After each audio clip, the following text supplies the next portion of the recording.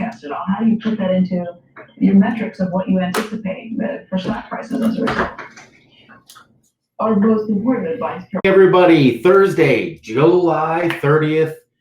Yesterday we had hump day. Today we have slump day, maybe. Who knows what's going to happen? Obviously, lots of data hitting the pipes as we speak now. GDP number came out just a little while ago. Somebody give me a double knock here. Nick, thank you very much. Good job. Way to go. Nick is there with us, I saw earlier. Nick, thanks for being with us today. So what are we going to talk about? We're going to talk about earnings. We're going to talk about the GDP. The GDP number came out 32.89% decline. That's an annualized number, everybody. If you're looking at what happened in Germany, Germany was down 10, 11% right now. Germany's numbers worse than the 9.7 they were expecting. So it's a situation where, we look at an annualized number versus them. Something interesting going on here. A lot of people watching the dollar yesterday, and I hate to jump into something as crazy as the dollar right out of the gate, but you know that one of the things I've been looking at is a short dollar trade until the end of the year using the UDN. Everybody was watching the dollar yesterday during Powell's testimony or his questioning and expecting to see some strength there. We didn't get any strength. Now you've got Europe actually coming out with a GDP number that's a little bit less, but the problem than expected, which again, people should say, well, we're going to see a dollar that's going to now start strength against Europe because that's 50% of the contracts out there against the euro.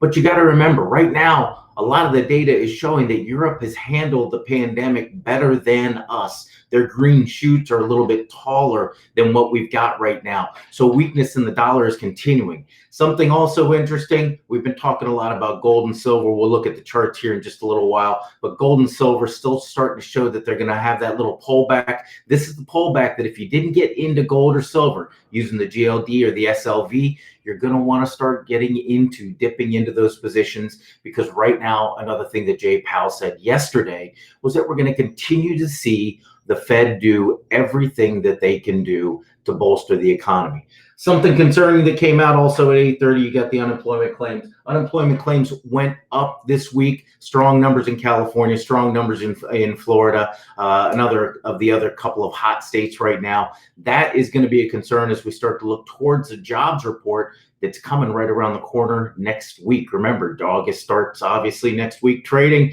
First Friday, we're going to see that. Hey, Jim, good to see everybody here. So lots of things going on with the economy. We're only down 230 points. Right before the report on GDP, we were down 220.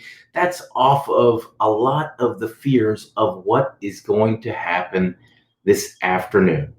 We're going to see those companies that we saw yesterday, Facebook, Google, Amazon, and why am I slipping here for a second here? We're going to see those earnings after the big four, after the close. And as I've said, this is kind of one of those biggest days I can remember in earnings history. The cubes right now trading down. Let's see, they were 0.8%. BB in a boxcar is what the cubes have been around that 20-day. Now, yeah, we're 80 basis points right now. So, this is a situation where we're going to see some reports that come out after. And if you caught the grilling yesterday, and I'm going on with my talk here for just a couple minutes because there were some interesting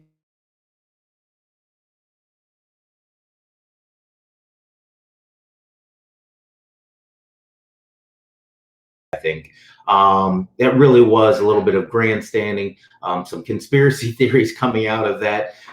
Mark Zuckerberg handled things very well, kind of deflecting out to Apple and everyone else. I think the person that really came under fire more was obviously Mr. Bezos from Amazon, and especially with their strategies of, in some cases, taking other businesses or other products away from businesses, and obviously their position of their products. But it was striking to hear Mark Zuckerberg talk about how 10 cents of every marketing dollar in the United States is given to Facebook, whereas Google is the largest ad platform, and we already knew that. And then Facebook is Amazon is the second growing or the fastest growing platform right now. So some real weird dynamics that were going on there. Maybe it was trying to make Zuckerberg look like less of a villain, but we'll see what happens.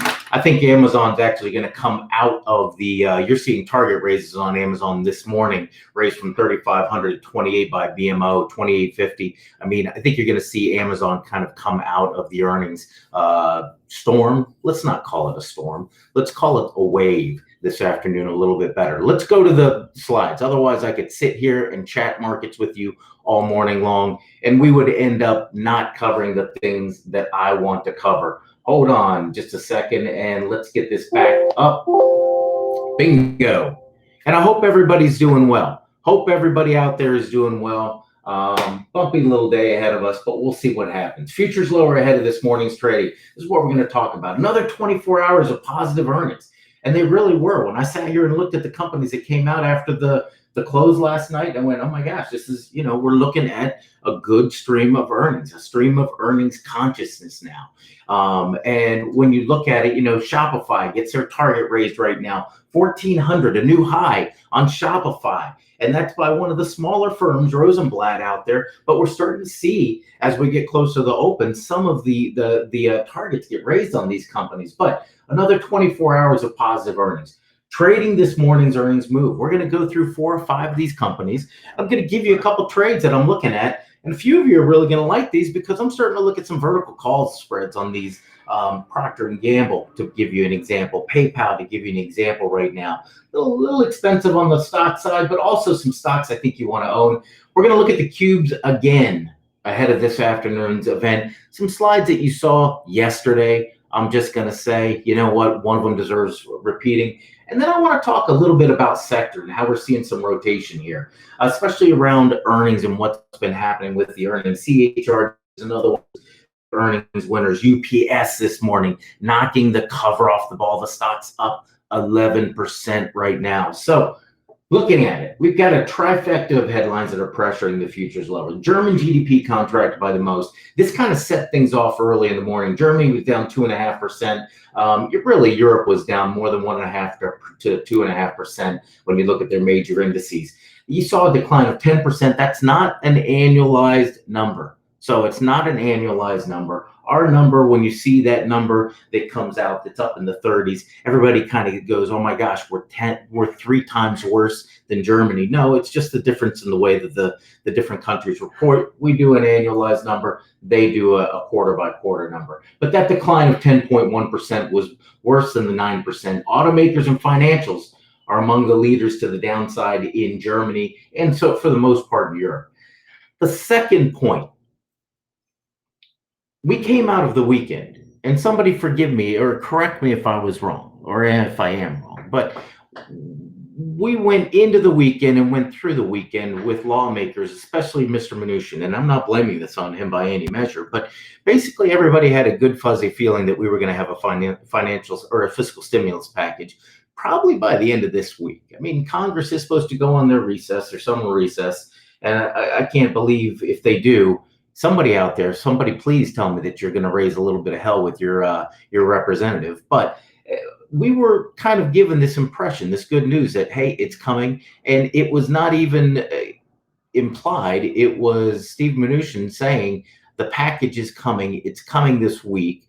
It's going to have some changes in it. And obviously the biggest change was a drop in the $600 a week unemployment benefit. But nevertheless, you've got a situation right now where everybody was kind of waiting for the stimulus package to come through, and it's not. So that meeting between the White House and congressional leaders yesterday ended with no agreement on extending unemployment benefits or the eviction moratorium, as overall stimulus talks are now deadlocked. They are deadlocked.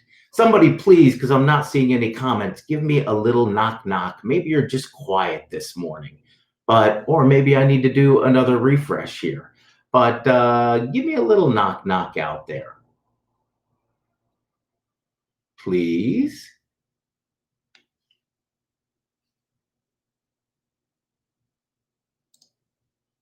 There we go. Okay. I just went ahead and did the refresh anyway. For some reason, my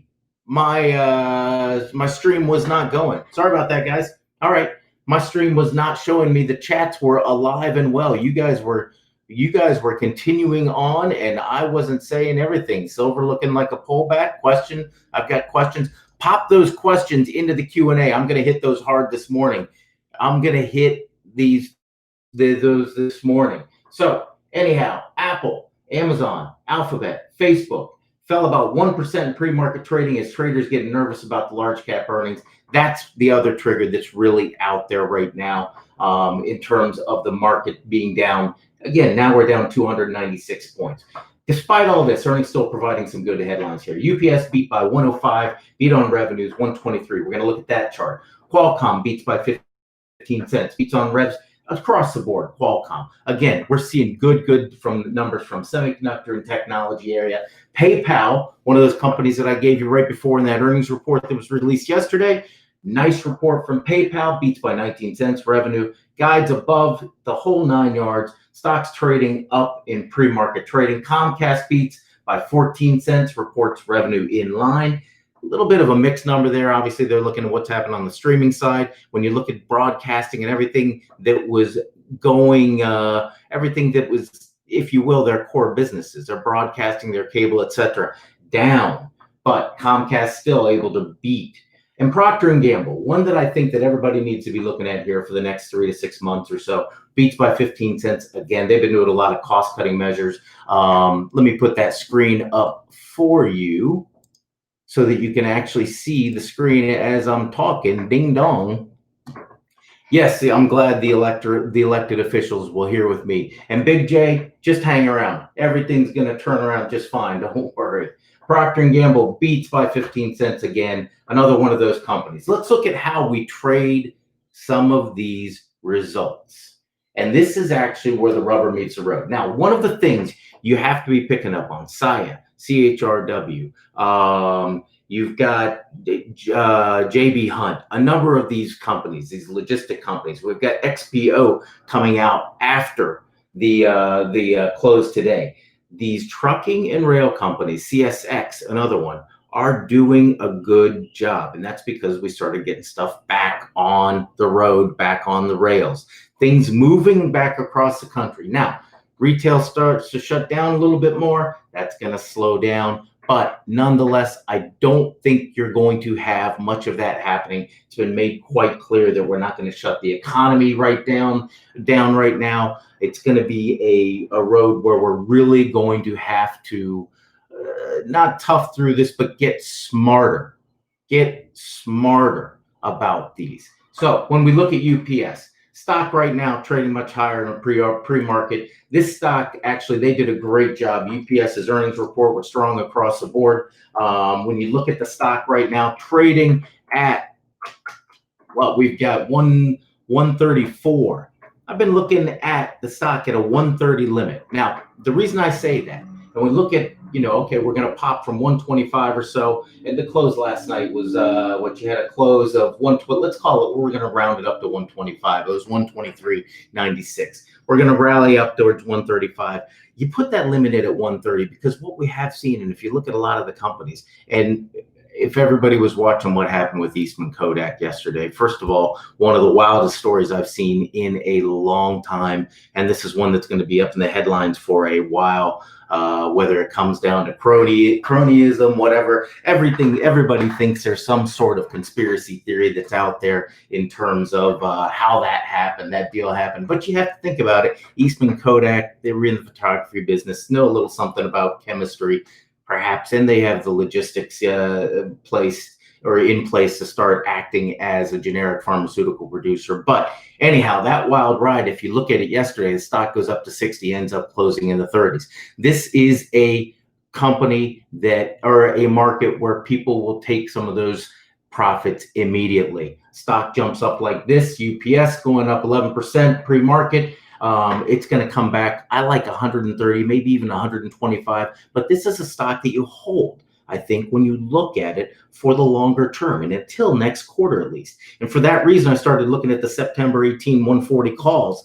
They were trading around $3 yesterday. They're going to open up much higher now. Obviously, you get that pullback to 135. You're still out of the money on the option, and you've got some room for some convexity to pick it up take a look at that option if you're an option trader looking for opportunities to the upside. That's a nice little leverage play on UPS that's going to continue to see some strength here as we move through the summer. Remember, this last quarter just caught what was happening for the couple of months previous.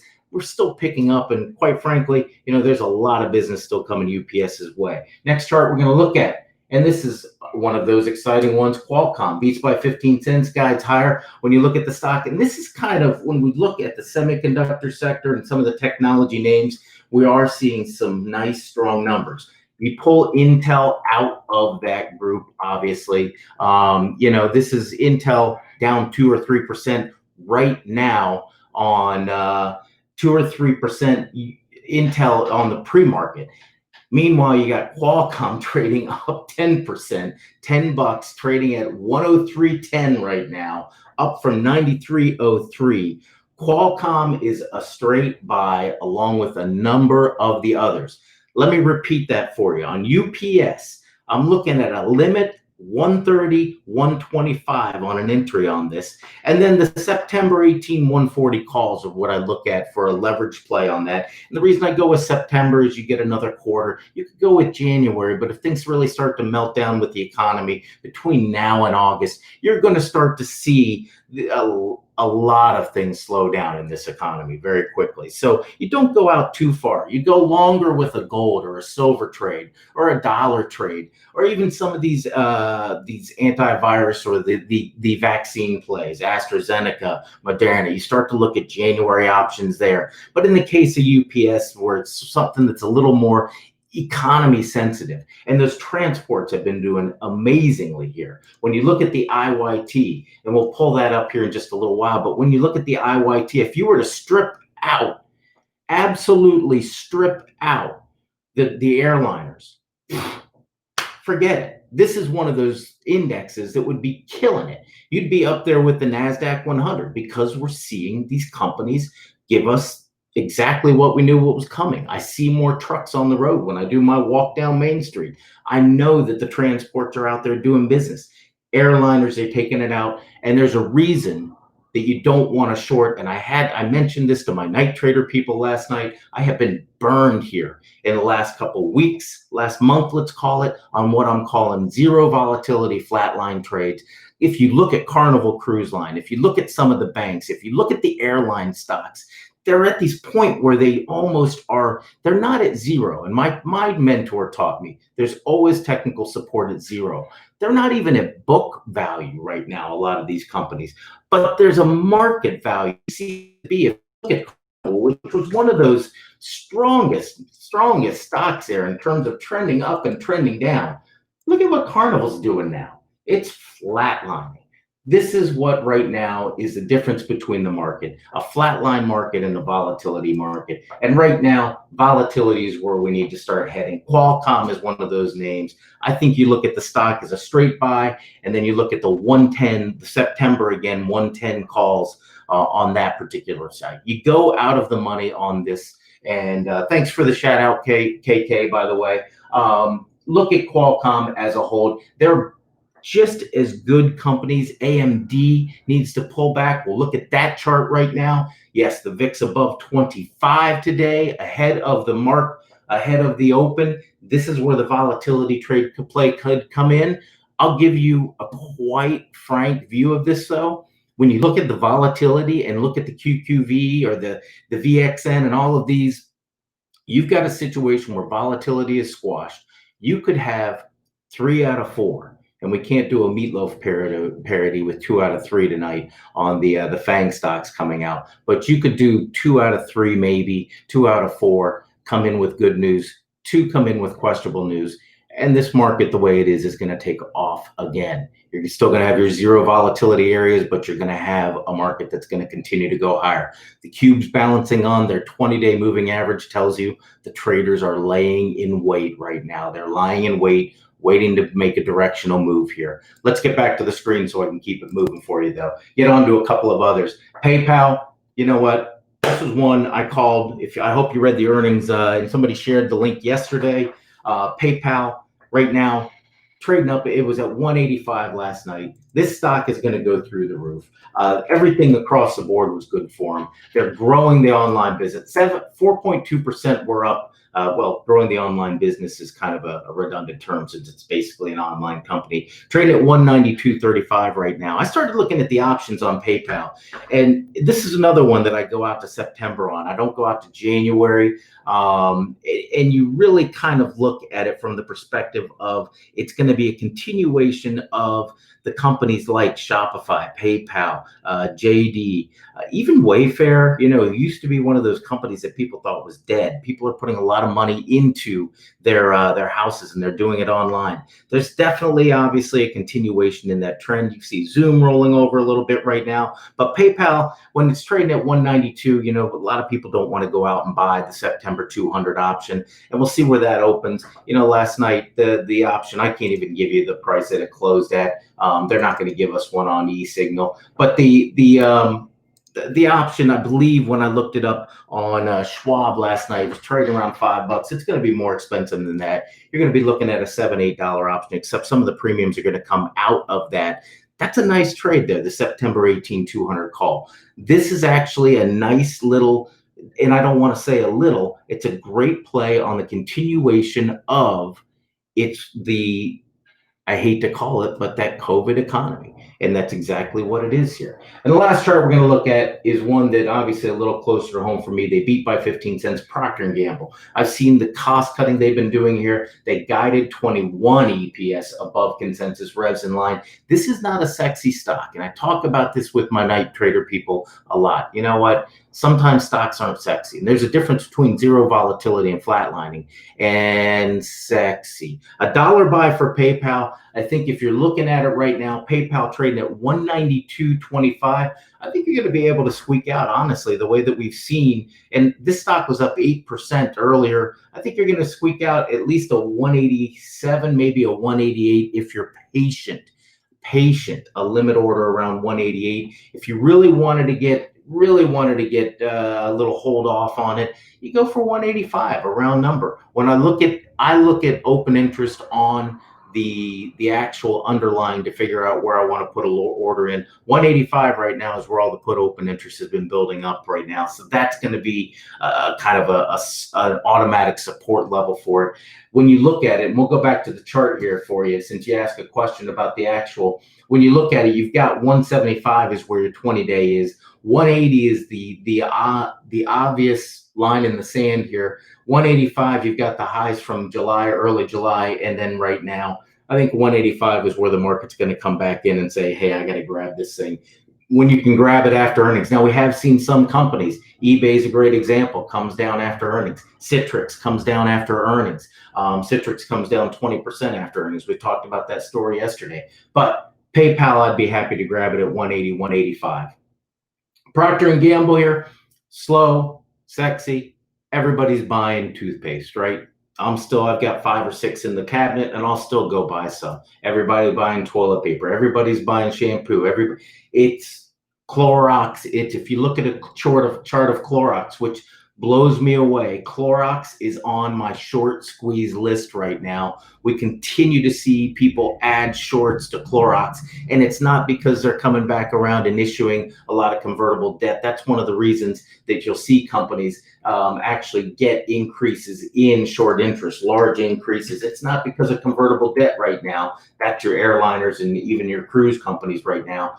People are trying to call a top in Clorox at 230. Short interest went up on this stock. This is another one that, just like Procter & Gamble, it's a staple not only in the industry or in the market, but I think it's a staple in a portfolio. You're getting ready to see a golden cross on Procter & Gamble right now as the stock makes its way up above 130. You know what? Pre-market trading, it's not going to be as sexy as PayPal, and I use that word sexy as, loosely right now. It's up 1.4%. It was down 11 basis points yesterday. It's trading at 130. When I look at this is a stock that I do look at going out to January.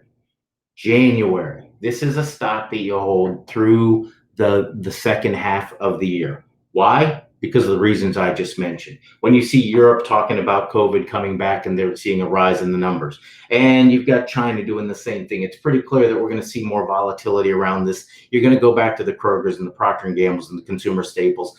I like, and this is just me looking at it from my perspective on the options trade, I like buying the stock at its current price. If it's at 130, I like buying the stock at 130. You actually get a nice little dividend kick of 2.5% right now. And with the 10-year down at 55 basis points this morning after the GDP news hit the wire, that's really attractive. That's going to start becoming attractive against some of the corporate bond yields that you're getting out there at some point here. And when you look at the options, buying a 150 call out on the leaps, look at the Jan 150s. If you want to straddle it or spread it out, get the cost down, and this is using last night's prices, unfortunately, but the 150, 160 gave an 85 cent debit, 85 cent debit, and it can turn around to a $900 play, and that was obviously pre-market, but the pre-market's not going to change on that one much. So that's a really interesting spread to look at. Really, really interesting. The 150, 160 on Procter Gamble. Low volatility, low burn. This one's not sexy. You want it to just add up on the portfolio. Back to the slides. Back to the slides here. So, tenuous trading on the triple Qs. This is the same thing you saw yesterday. We're going to see Apple, Amazon, Google, Facebook testify yesterday. That's exactly what happened. It was a little sketchy, but nothing really came out of it, if you ask me. There could be a little bit of pressure on Amazon right now. It was more of a grandstanding event for that particular committee there. Right now, the moves, and I mentioned yesterday, and this is why I use the exact same slide. 35% of the NASDAQ 100 trusts earnings report on one single hour. Here's your updated chart of the cubes from last night. The cubes 260 where they're finding resistance. Here's your QQV, or your VXN rather.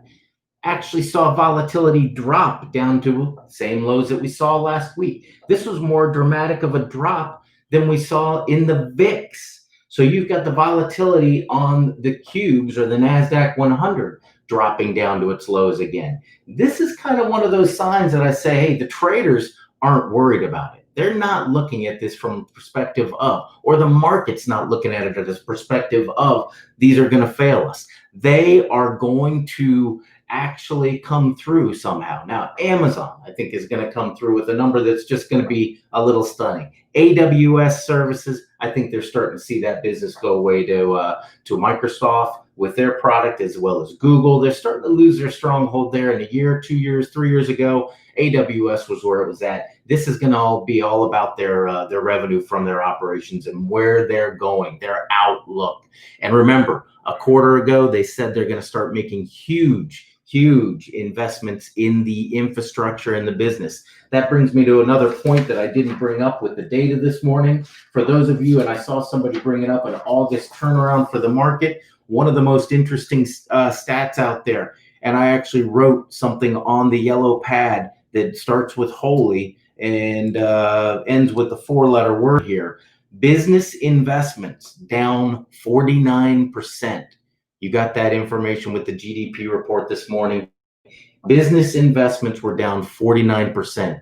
I don't believe, if you look back to the Great Recession, we saw a quarter drop that big in business investments. That tells you one thing about the larger picture here. The CFOs are going to start taking over in terms of what's happening with management of companies. And I mentioned that earlier with Intel this week, that the CFO is taking over by saying, hey, we're not going to pull back with we're pulling back on our production with the 7 nanometer chip there, and farming out some of our stuff to AMD in Taiwan. AWS is there, the web services. AWS is Amazon's web services. So their SQL Server, their web services that they were providing, kind of they're getting into that same business that Amazon, and they grew that dynamically. I think that's what you watch for. What's next from Amazon as they're doing their investment. But Amazon, I think, let's look at some of the charts of these four here. And again, I mentioned yesterday how I think you start to look at trading these. We already looked at the VXN. Amazon trading at 3,000, seeing some upgrades today in the prices. Obviously, the analysts think we're going to see a good number. I think we'll actually have a number that's going to meet or exceed the analyst recommendations. We've seen some selling ahead of this. I don't like the higher lows, or the lower highs rather. You've got a line obviously at 3,000. There's two scenarios here. Had to get a little bit of a drink of water there. Two scenarios you've got played out. You're going to have a 2,800 print, or this is going to be Amazon shooting through 3,300. And I hate to put it that way because you can't straddle Amazon's. The premiums are too high. And that's why you wait until after this report comes out. You don't position yourself ahead. This could be a wild swinger. Amazon historically sees selling pressure after the reports, and if they give anything on the outlook that's negative, you're going to see a lot of selling pressure just because of all of the rhetoric around this. 2,800 takes you down to that 50-day moving average. I think that's what you wait for and look at as a possibility here with Amazon. I like the stock. I like to pick it up if I could at 2,800. That's where my limit order would be. Everything gets scuttled 2 or 3 days after earnings. Even after a beat, they could go down there. There's a lot of high expectations for Amazon right now. I think you'll see the weakness, but Amazon ends up heading towards 3,300. Apple is a little more in question here. Looking at the services, obviously, that's where all the growth is going to come from, and everybody's expecting a new product rollout of some sort, or announcement, or that hint, as Stephen Jobs used to put it so well, what's next, or one more thing, which was just amazing, and what a marketer. But at the same time, Tim Cook handled himself very well yesterday, represented the company very well. At 380, trading right on that 20-day moving average, I think you get a pullback possibly to 360. It'll be a little bit of selling the news because you did get a rally off that same level, and that's the limit order that you put in. Apple's going to be one of those that is going to be a long-term hold and continue to hold. And James, you are making a absolute amazing point. And this was brought up in the hearing yesterday. Amazon has been acquiring so much data. And this is one of the reasons that they're the fastest growing advertising platform now, because they have everything. And I was talking with a friend about this last night. Amazon literally is in that position where we want what they have, we'll give them whatever they want. And it's everything, as odd as it sounds, down to obviously your credit card number, your address. You're not giving them your social security number. Amazon is one of those companies that on a data side, it's just voluminous. So one of these situations where we look at it, Amazon, I think, again, when we get into data privacy issues, and I think it's great when you look at what California is doing with starting to put a value on people's data, and they've done that in Europe and saying, hey, you have to actually compensate people. I don't know if that's ever going to happen, but we're going to actually start protecting people's data more. That's what you have to worry about Amazon at some point. Apple, long-term bull, takes out 400. Facebook, little more question here. You're going to get some concerns or a little bit of news about the boycott. Expect Facebook to make more of a political statement with what they say with their earnings report. It is going to be all about the platform and the changes that they're going to be making to the platform in order to make it a little more, let's call it socially acceptable. They are the largest one out there, obviously. And Mark Zuckerberg, as I mentioned, did a great job of pointing out that, hey, even though we're the largest platform for social media, we're not doing the same business that everyone else is doing. Let's face it, they're really doing it. So if we look at it from this perspective, I expect more of a political statement. I do expect Facebook to continue running into some troubles here. I think the earnings report could give them a little bit of a pullback down below that 50-day moving average already. If I'm looking at any of the four right now, then I'm going to sit on the sidelines and give some time for it to play out. And full disclosure, I do own Facebook shares myself. So I have the stock, have owned it for a while, but in this situation, not buying more, not adding to the position at all, and looking at the possibility of at some point putting in a trailing stop if we don't get out of this little zigzag trading range that's between 225 and 250. That's where I expect the stock to try to struggle to stay. But with that 50-day rolling over, it is telling you. Remember, the 50-day is the best indicator out there in terms of looking forward for the next 2 to 3 months. If this rolls over on Facebook, that's time to have that trailing stop in or just close a position, wait for a better buying opportunity, which is going to be, if I had to guess, and it would be guessing at this point, $200. But I'm not saying Facebook's going to $200 from their earnings. I'm just saying the trend's starting to reverse on it. We want to watch that closely. Alphabet, I expect to be one of those that's going to be, if I had to say the 2 out of 2 that are going to do well, Amazon and Alphabet are going to be the 2 that give us the better news tonight. Alphabet obviously still trading above that 20-day moving average. 1500's been placing itself as a stronghold. A pullback would take it to 1450, which is probably where you're going to see a lot of the technicals come in and buy it right now. Google still posing a strong game, and obviously MySpace resurgence. Google obviously playing a strong game here and one of the stronger of those 4. Let's look at the usual subjects and suspects and a couple of your questions. Let's see if we got questions here. We got 9 times. I don't see, there we go. When do you see volatility return to this market? Great question, Gary. So I've been looking for it for the last 3 weeks, to be honest with you. Volatility should have started returning right at the end of June, going into July. The July volatility hasn't brought itself into the market here because we continue to see this drip higher. It's a flat line in some areas, and the volatility has been contained. So if you look at the semiconductor sector, it's been volatile. But if you look at the market as a whole, the financials make up a large portion of the S&P 500. So you've got to look at the financials in order to get a view of, okay, what is volatility? Well, if you look at the XLF, and obviously this is an area of the market that I have not liked. I have been saying you need to be protecting yourself. It's a flat line.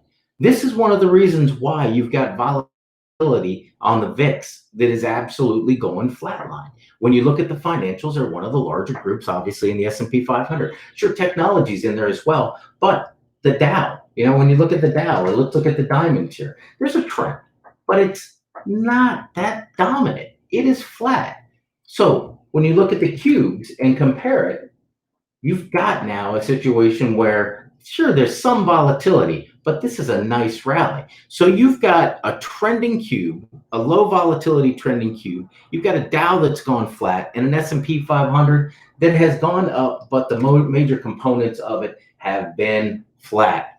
Oh, hold on a second. Let's make sure we get that SPY up there. So to answer your question, I think today, as weird as this sounds, today and the next week could be these triggers where you're going to start to see volatility. Unemployment numbers go up today, or unemployment claims go up. We've got a GDP print that has some questions. Business investment go down. The VIX starts at today above 25. I think the volatility starts to grow, starts to swell now. And then next week, we got a jobs report that's going to be a make or break situation. And I think it's going to be something that people are going to start to brace for a little more of a storm. So I think you look at it coming up here in the next week or so with the VIX starting to rise. Look at that VIX. How do you play a move down? Because that's a great segue to that. You hedge. You start with your trailing stops right now. You start with trailing stops on positions that are up 25%, 30%. You guys have made a lot of money over the last 3 months with this rally. You start with the trailing stop, and then you look at some of the ETFs as your next level. You look at some of the SH shares or the SDS shares that start to give you a little leverage on the S&P 500. Don't go hog wild. You add to those positions, and as you pull off some of those trailing stops, you build hedges. If you get very, very aggressive, you start to look at options that are puts on the S&P 500. I saw a question about the IWM. Let me pull up a chart of the IWM because this is my go-to for a hedge. IWM has been shooting higher here, or has been moving higher. It was up 2% yesterday, and you can see it's trying to get up to that 152 level right now. The 200-day has been flat. We popped above the 200-day back in June. We bounced off of the 50-day. You're starting to get this flattening, and you've got this convergence of all of these indicators, these trend lines coming together right now at a time when volatility could hit. When I look at buying options to hedge the market, IWM is the first area where I start to look.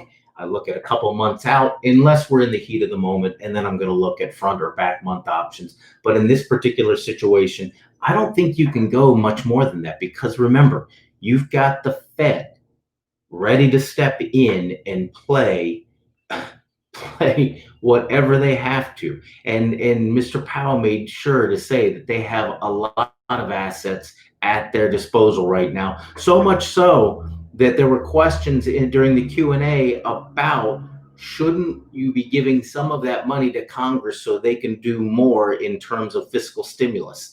I think that right now the Fed wants to keep their powder dry. Sean, what's my favorite daily trading news resource? I subscribe to the Dow Jones Wire and a few other wire services that come through on my trading platform. You have to pay a little bit extra for them, but you can customize those. And beyond that, you know what? You can use. I typically Bloomberg is my second source there. Bloomberg is always usually on top of stuff in terms of market activity, but intraday stuff, it's Dow Jones, Newswire, Reuters, that type of, your usuals. Regarding the question regarding the short squeeze example, TXMD, when you say trigger price of 240, so this is a great question. When you have a short interest situation, short interest, think of it like a spring. When you have the shorts out there hammering a stock, and you're going to have to look at me for a second, and we're going to have to go in 3 minutes. But when you have short sellers that are hammering a stock, and they're hammering TXMD, it went up 50%, came back down, 100% came back down, 75% came back down. And now that spring is kind of coiling around the $2 level right now. But the shorts have a point where they have to call no mas, where they have to say, this is it. I cannot break. I cannot continue to hold on to this position. It's costing me dearly. I have to buy it back. That's the trigger price. And I've got a model that looks at basically where the prices, standard deviation of prices, have been over the last couple of weeks. And when you look at it, the outlier price on, and you can see it's just below the high. We'll go back to that chart of TXMD. It's just below the recent high of $2. The high was $2.45. $2.40 is here. Right now, this is the price where the shorts are going to say no mas, and they're going to run into it and start covering their positions. And that's when you get that parabolic move. This is also a Robinhood hot stock, or one of their top 100s. So when you see it bouncing off the $2 range, remember, $2, you get nice, people like round numbers. $2 is a good one to look at, obviously, and especially when you're trading with the Robinhood crowd. Right now, the stock is trading at $1.97 pre-market. We've been bouncing around that 200-day moving average. If we start to see that move towards 240, that's not where I'm saying you buy it. That's where I'm telling you that the short squeeze is going to kick in, and you're going to see volume that's going to spike and take off as they cover their positions. And that's where you get that move that goes parabolic. So the trigger price is where the shorts are going to break and start buying those share back. Let's look at vertical on P&G. You know what, dairy, those I'm looking at Jans, because Procter Gamble, I think, is a nice hold through the rest of the year. I think Procter Gamble is in for everybody. This is one of those situations where I think P&G's got strength through the end of the year. So those are Jan options. Do you do trailing stocks on the stocks you bought for investment, or just trader stocks? Zachary, I shouldn't have said your name. I'm sorry. Guys, I have to refrain from saying names. I hope that everybody understands that. I'm trying to cover that. But that is an amazing question. The answer is yes and no. Typically, on something that I bought, let's say Procter & Gamble, because I just said this is a portfolio stock. It's an investment stock. On something like Procter & Gamble, no. I'm going to expect to see less volatility, so I'm not going to have a trailing stop. Something has to happen fundamentally. The CEO has to resign, or there has to be something goes wrong with accounting practices, something out there like that causes the stock to go down. So no, I don't apply. Usually what I'm doing instead with those longer term investments is if I have a situation where the trend is very strong and I get a counter trend move, so the stock comes back 10% because the market comes down. The market comes down, not because Procter Gamble goes down, but the market goes down. I use that as an opportunity to either dollar cost average in or add to my position because I believe that it's going to move higher. So it's almost a reverse. Instead of that trailing stop where I say I want out of everything and then I'm going to limit in at another price, I let that stock come back down and say, okay, I'm going to dollar cost average in. And that's how you build up those investment positions. Trading positions, as I mentioned, it's trailing stop loss with a limit as long as I know I want to get back into that. That's a fantastic question. I love questions like that. Into the market, having heard that it could be a bad idea. This is one of those trailing stops. Everybody says that you're showing the brokers your play, and they've got it in their book and they'll execute for you. We'll never ever be able to solve that question. There are conspiracy theories around it.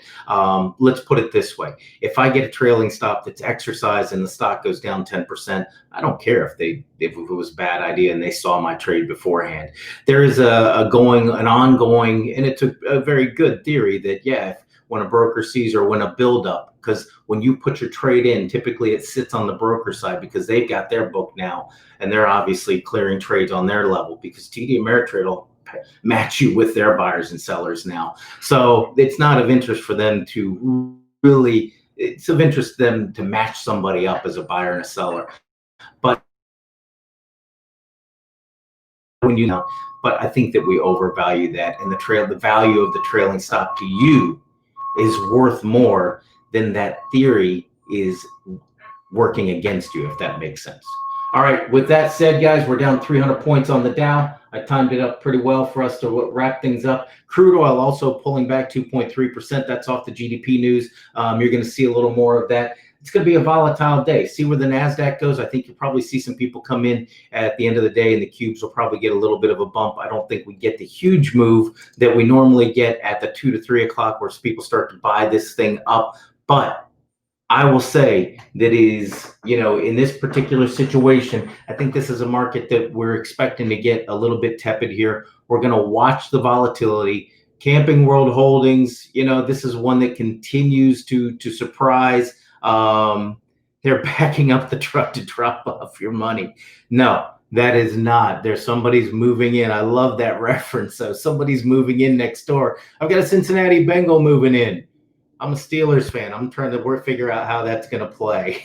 I met him yesterday. I didn't mention my affection for the Steelers or my affinity for the Steelers. We'll see how that one goes over. I think I'm going to lower myself into that tub easily because he's a lot larger than I am. But anyhow, watch this market, watch the VIX today. We're going to see some profit taking on some of the semiconductors. We're going to see some of these names start to come down. In a lot of cases, are going to give us some buying opportunities. But next week, a little more volatility, jobs number. I'll see you tomorrow at 8:45. Night Trader people, I'm going to see you at 11. So as I wish you the best trading success, things will get better, folks. Have a great day.